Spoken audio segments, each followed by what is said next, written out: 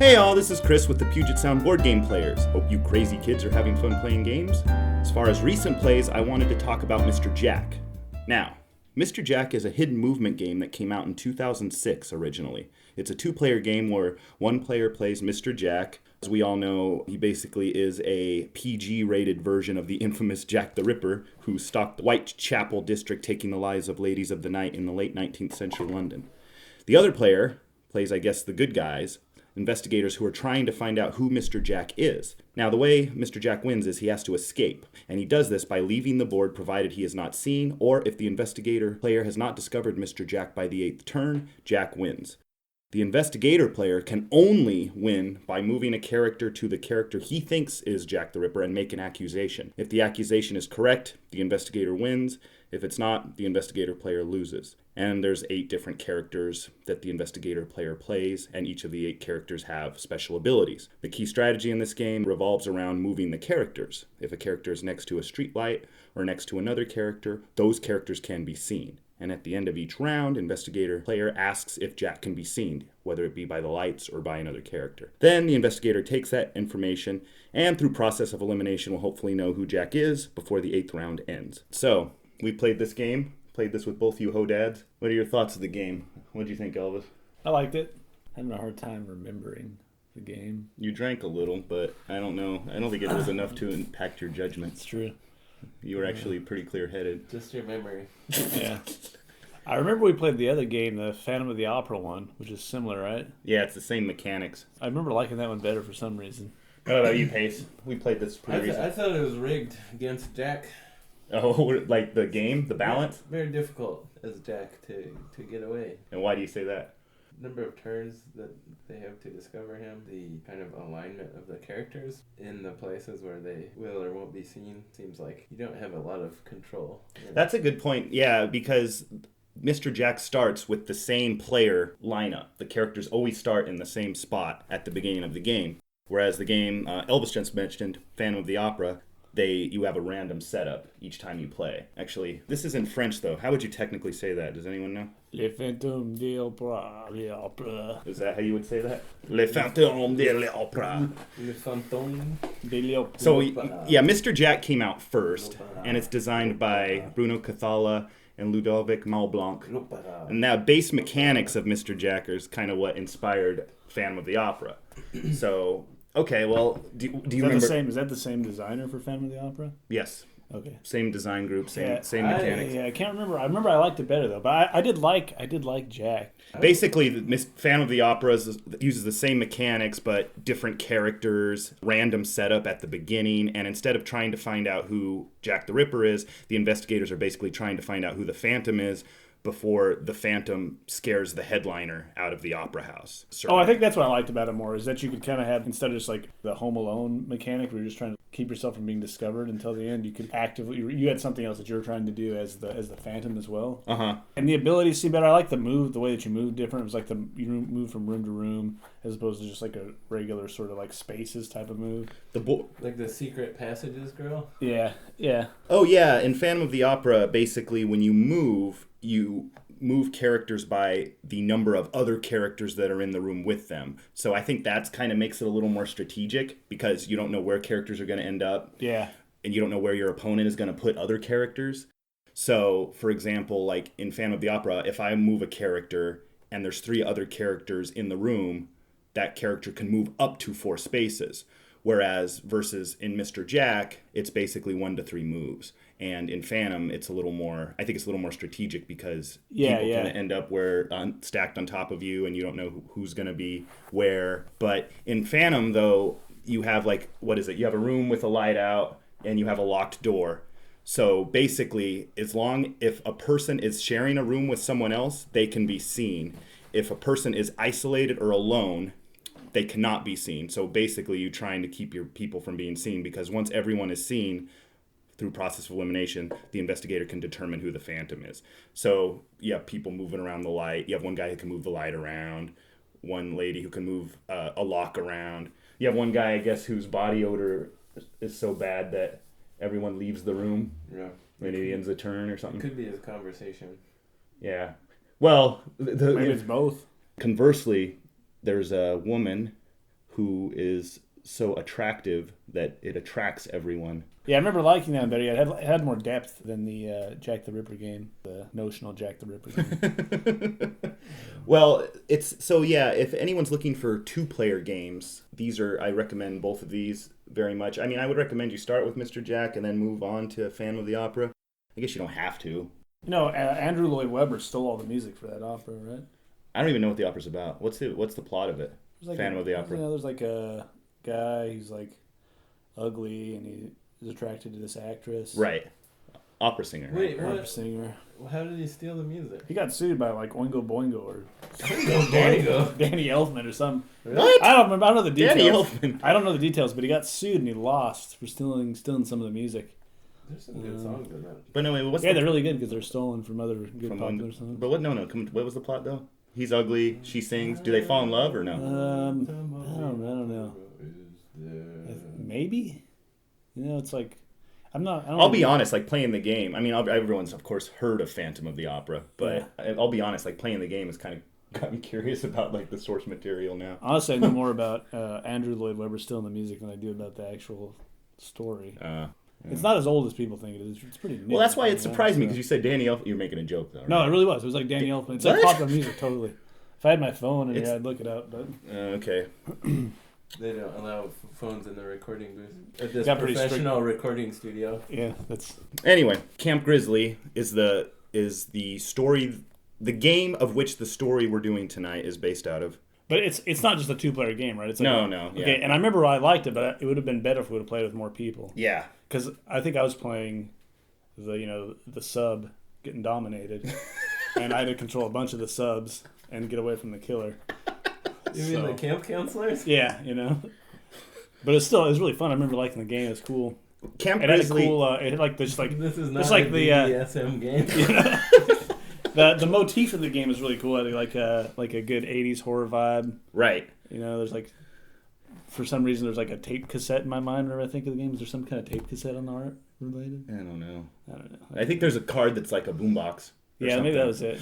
Okay, so basically it's a co-op game, and you have the players playing Camp Grizzly. You have the players playing as counselors, and what they're trying to do is basically explore the cabins on the campgrounds to procure certain items, and once they get those items, then they can escape.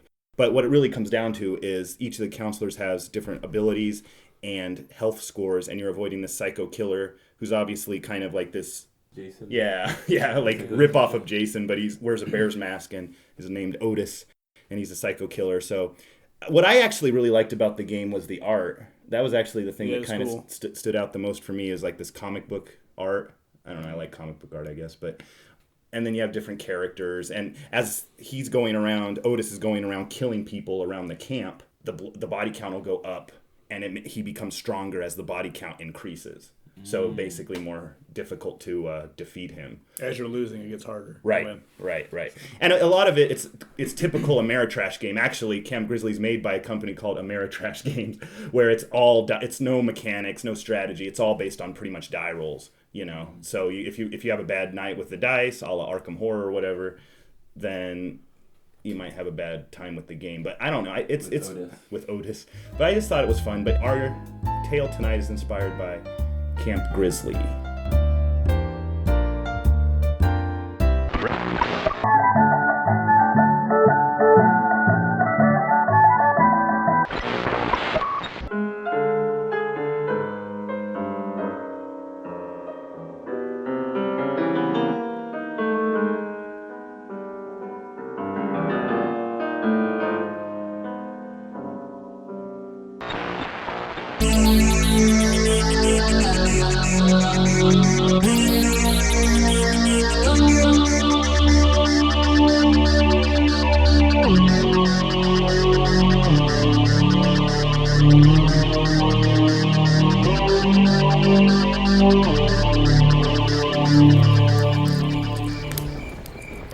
You guys telling me you haven't heard of the legend of Otis? It's part of Camp Grizzly's ethos. Or is it Porthos? You're thinking of the Three Musketeers. The candy bar? No, seriously, bros. You haven't heard of Otis? How long have you guys worked here? Longer than you, Kevin. Shut up, Joe. What do you know about it? I know that Three Musketeers was a book before it was a candy bar. You're such a nerd, Joe. Leave him alone, Kevin. You were saying, Kevin? Well, all right, Karen. There was this psychopath who grew up here in Camp Grizzly, you know, before it was a camp. And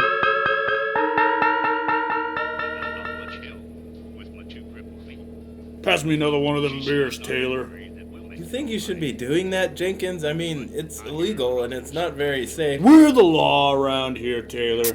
You know what happens around here? Well, You know how often we get action? I... Never. That's how often. And you'll learn that after this first summer. But we took an oath. Uphold the law, blah, blah, blah, blah. Speaking of action, you know who I wouldn't mind getting some action with is that Tracy. She's a counselor, Jenkins, and she's... Old enough to know where all the parts go. Jeez, Jenkins. Anyways, there's nothing to worry about. Campers are gone. This is the last night. There's the counselors and us on the grounds. Hey! Quit playing with yourself and respond. This jack-off. Yeah, this is Officer Jenkins. Go ahead, over. Yeah, another trespasser was sighted coming into your camp. Over at the 20-mile marker. You might want to check it out, over. I'm still training this rookie. Can't you boys take care of it? We would, but we're state police, not fishing net police or whatever you boys are considered, over. We'll check it out. Over. Right. Witness said it was a big male wearing a bear mask, over. Jeez, Jenkins, a bear mask? Probably just some stupid teenager. Right. State, we'll take care of it. Over.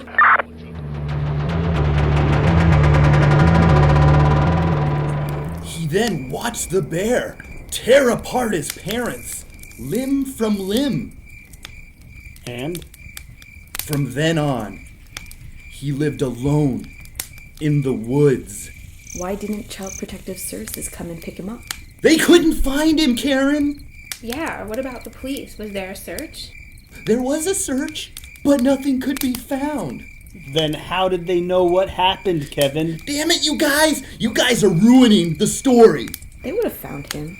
Someone would have. The authorities. He then grew up in the woods, preying on campers. Scary story, bro. Karen, you remember that missing hiker? What was her name? You mean Maisie Stark? That's the one. Maisie. What about her? Otis. That's really gnarly, Kevin. You know what's even more gnarly, Tracy? What? To this day, he wears a bear's head as a mask.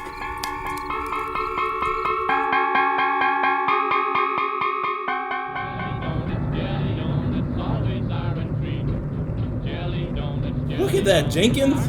Does he match the description? I don't know, we'll find out.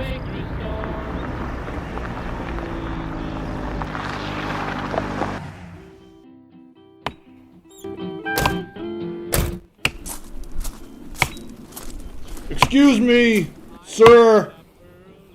A little late to be cutting wood, eh? Jenkins? Why don't you step over here? Let's see some identification. I said, let's see some Oh my God! Jenkins!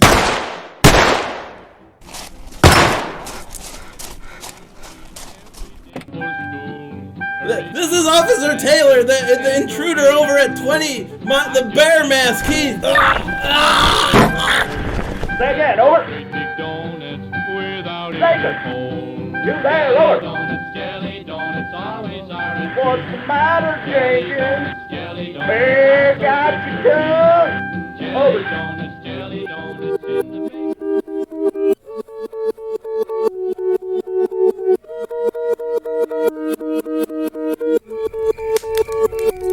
Wait, I'm confused.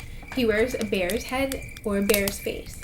I already told you, he wears a bear's head as a mask. Like he hollowed it out? Like a pumpkin? No, bro, not like a pumpkin. You guys are lame. You want to get out of here, babe? Lead the way, babe.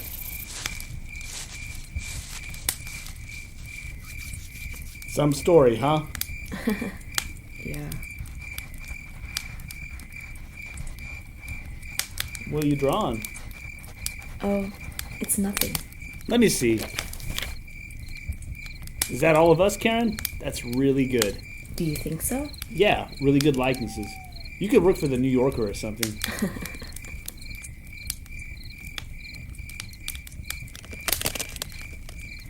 Did you hear something? No? Wait. Is there something over there in the bushes? Something big.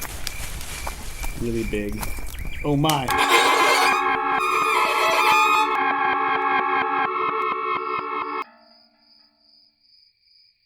God, baby, it's so big. It is, babe, and it's ready for you. Gross, not that. The tree. Oh, Look how huge it is. that's what Karen said to me the other night, babe. Yeah, right. That nun. She wouldn't even know what to do with one. Not like you, right, babe? Yeah, not like me. You ready for this, babe? Yeah, don't tease me, babe. All right, babe. Get ready for it. Oh, yeah. Oh, yeah.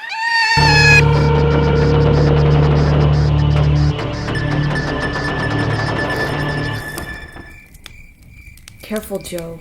It's okay, Karen. It's probably just... Officer Taylor? Good. You kids are safe. We need to get to the ranger tower. What happened? There's been an accident. We gotta find Kevin and Tracy. No, I'm keeping you guys safe. Once I call state, they'll bring in the cavalry. Come on, let's go.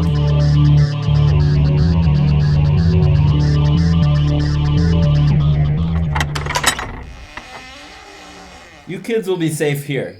There's rations, gas, water, lanterns. But the bus is coming for us tomorrow, right? Yes, but we need to contact state now. This is Officer Taylor at the Ranger Tower at Camp Grizzly, requesting assistance. Over. What happened to Jenkins? Over? Jenkins is dead. Armed individual with an axe and a bear mask. 7 foot. Over. Say again. Over? Jenkins is dead. Send help to Camp Grizzly. Over. Stand by for assistance. Be there within the hour. Over? Within the hour? It will have to do. We're pretty isolated out here, but... Oh my god! Stand behind me! Identify yourself! Oh, not me. Hey, it's Tracy! Kevin, he. Jesus. Alright, you guys sit tight. Where are you going? I'm going to keep a lookout down below. You can't leave us. You'll be alright, just don't open the door. The state police will be here soon. That gas can fell.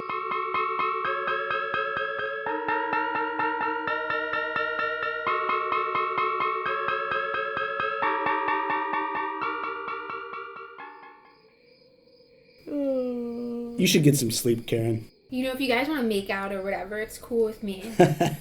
No. We don't want to do that, Karen, right? Well... Oh my god, how long has it been? At least an hour. We literally have an axe murderer trying to kill us and the police still aren't here. Joe, maybe you should take a peek out the window to see if you see Officer Taylor. Good idea. I think I see... Oh my god. Oh, everyone stay back from the door.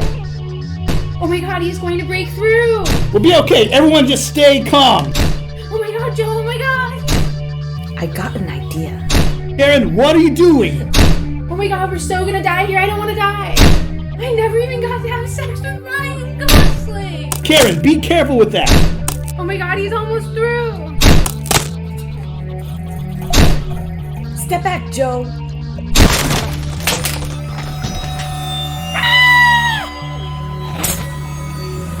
See how you like this, Otis.